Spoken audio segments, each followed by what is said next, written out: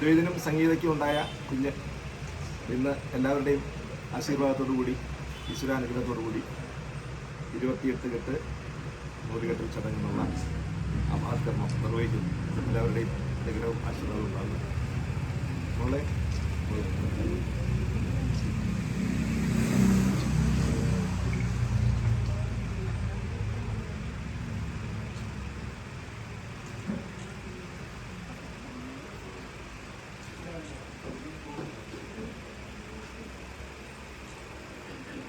ജാൻവി എന്നാണ് പേര്. ജാൻവി അദ്വൈത്.